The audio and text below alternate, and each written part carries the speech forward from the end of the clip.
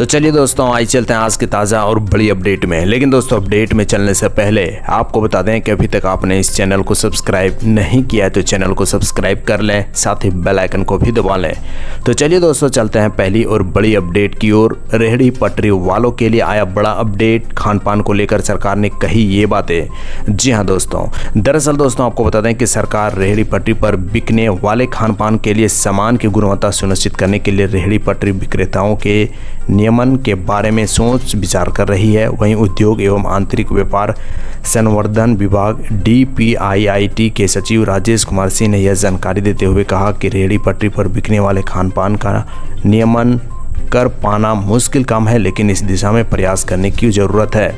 साथ ही दोस्तों आपको बता दें कि उन्होंने कहा कि भारतीय खाद्य सुरक्षा एवं मानक प्राधिकरण यानी FSSAI की तरफ से आयोजित वैश्विक खाद्य नियामक सम्मेलन को संबोधित करते हुए अन्य देश इसके बारे में लागू प्रावधानों के बारे में राय आमंत्रित की है और सिंह के मुताबिक इस बारे में सोचना होगा कि रेहड़ी पटरी खाद्य विक्रेताओं पर अंकुश लगाने के लिए वित्तीय जुर्माना लगाना या उसके सामान को जब्त करना ही काफ़ी है, या फिर नियमों के उल्लंघन पर उन्हें जेल भी भेजने का प्रावधान किया जा सकता है। साथ ही दोस्तों उन्होंने कहा कि सम्मेलन में विदेश से आए कई लोगों को यह सुनने को मिला है कि भारत में सबसे अच्छा खान पान रेहड़ी पटरी पर ही मिलता है। ऐसे में हमें इन विक्रेताओं का भी नियमन करने की ज़रूरत है, और लेकिन यह भी देखना होगा कि इसमें कितनी सख्ती बरतनी है। और DPIIT की सचिव ने कहा कि रेहड़ी पटरी विक्रेताओं से जुड़े इस मामले में हम काफ़ी आत्म मंथन कर रहे हैं, और अगर विक्रेता गलती से खराब या कम गुणवत्ता वाला खाना परोसता है तो क्या हमें उसे जेल में डाल देना चाहिए? यह एक मुश्किल फैसला है और इस पर गौर करने की ज़रूरत है। साथ ही दोस्तों इधर बता दें कि इसके साथ ही उन्होंने राष्ट्रीय खाद्य सुरक्षा मानकों एवं प्रणालियों को सशक्त कर खाद्य सुरक्षा में सुधार का वैश्विक दृष्टिकोण अपनाने का आह्वान किया। इसके लिए राष्ट्रीय एवं अंतर्राष्ट्रीय सहयोग को मजबूत करने का रास्ता भी अपनाया जा सकता है।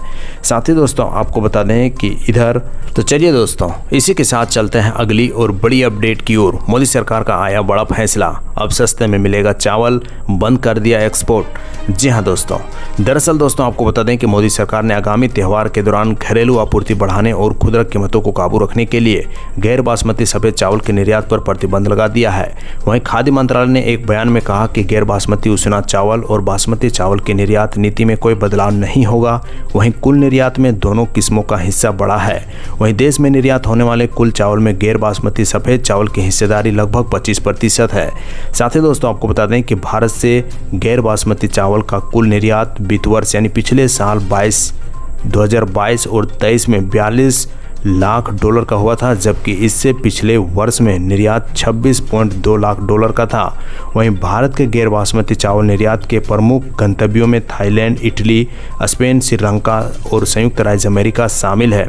साथ ही दोस्तों आपको बता दें कि वहीं विदेश व्यापार महानिदेशालय यानी DGFT की एक अधिसूचना के मुताबिक गैर बासमती सफ़ेद चावल यानी अर्ध मिल्ड या पूरी तरह से मिल्ड चावल, चाहे पॉलिश किया हुआ हो या नहीं, की निर्यात नीति को मुक्त रूप से प्रतिबंधित कर दिया गया। और मंत्रालय ने कहा कि उचित कीमतों पर पर्याप्त घरेलू उपलब्धता सुनिश्चित करने के लिए गैर बासमती चावल की निर्यात नीति में संशोधन किया गया है, और इस कदम का उद्देश्य आगामी त्योहारों में कम कीमतें और पर्याप्त उपलब्धता सुनिश्चित करना है।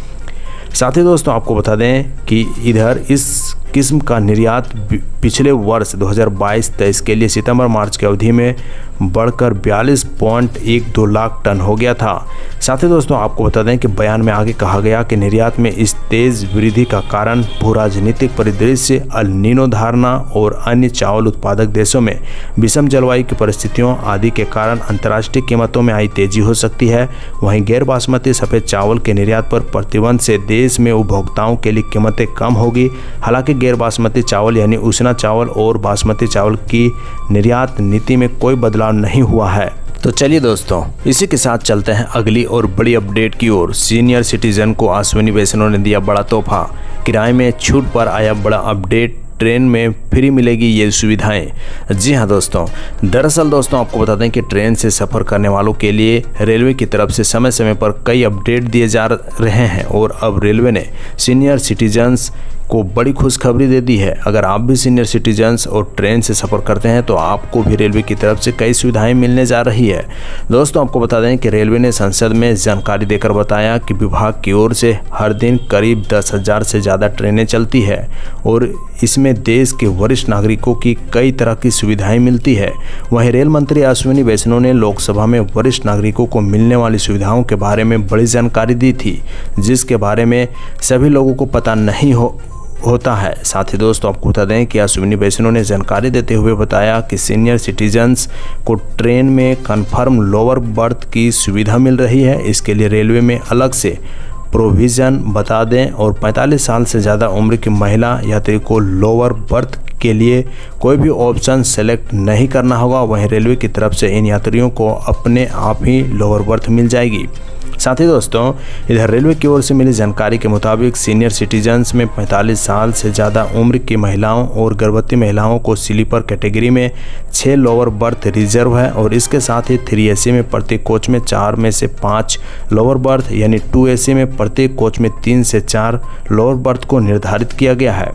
वहीं दोस्तों, आपको बता दें कि रेलवे की ओर से जारी रिपोर्ट के मुताबिक रेलवे पहले 60 साल या उससे ज़्यादा आयु के पुरुषों को किराए में 40% का डिस्काउंट देता था। वहीं महिलाओं को मिलने वाली छूट की बात की जाए तो इन लोगों को 58 साल की उम्र से ही 50% की छूट मिलती थी। वहीं बता दें कि छूट मेल, एक्सप्रेस, राजधानी समेत कई तरह की ट्रेनों में दी जाती थी।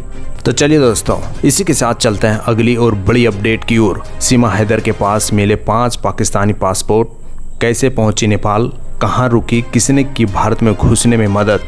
जी हां दोस्तों, आपको बता दें कि भारतीय युवक से पबजी खेलते खेलते दिल दे बैठने वाली पाकिस्तानी महिला सीमा हैदर को लेकर यूपी पुलिस ने हैरान करने वाले खुलासे किए हैं।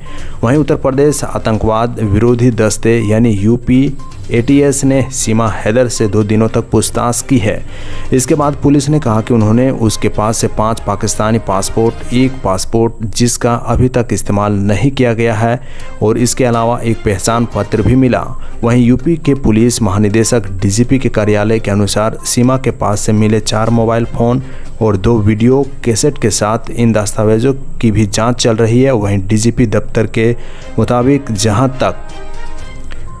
तक भारत में अवैध प्रवेश का सवाल है और इस पर जिला पुलिस आवश्यक कानूनी कार्रवाई करने की सोच रही है, वहीं वर्तमान में सभी आरोपी जमानत पर बाहर हैं। साथ ही दोस्तों, आपको बता दें कि इससे पहले ATS के एक वरिष्ठ अधिकारी ने कहा कि जासूसी के पहले से भी जांच कर रहे हैं और अधिकारी ने यह भी कहा कि सीमा उसके भारतीय पति 22 वर्षीय सचिन मीना और उसके पिता नेत्रपाल सिंह के बारे में पूछताछ की जा रही है, जिससे ये साफ हो सके कि वह जासूस है या नहीं।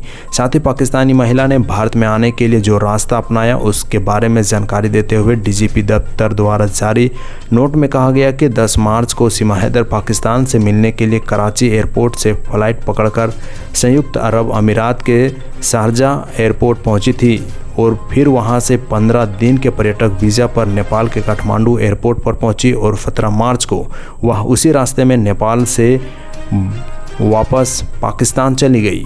साथ ही पुलिस के मुताबिक 8 मार्च को सचिन गोरखपुर पहुंचा और 9 मार्च को वह गोरखपुर से सोनोली सीमा पर पहुंचा और काठमांडू के लिए रवाना हो गया। वहीं 10 मार्च की सुबह वह काठमांडू पहुंच गया और शहर के न्यू विनायक होटल में एक कमरा बुक करा लिया और उन्होंने शाम को एयरपोर्ट से सीमा हैदर को रिसीव किया और दोनों 17 मार्च तक होटल में रुके। तो चलिए दोस्तों, इसी के साथ चलते हैं अगली और बड़ी अपडेट की ओर। मणिपुर में हैवानियत का सुप्रीम कोर्ट से लिया संज्ञान, कहा सरकार जल्द कार्रवाई करे वरना कोर्ट देगा दखल। दरअसल दोस्तों, आपको बता दें कि मणिपुर में 2 महिलाओं को निर्वस्त्र कर घुमाने के वीडियो पर सुप्रीम कोर्ट ने स्वतः संज्ञान लिया है और कोर्ट ने इस घटना पर गहरा दुख और नाराजगी जताते हुए कहा कि सरकार इस पर कार्रवाई करे, अन्यथा कोर्ट अपनी ओर से दखल देगा।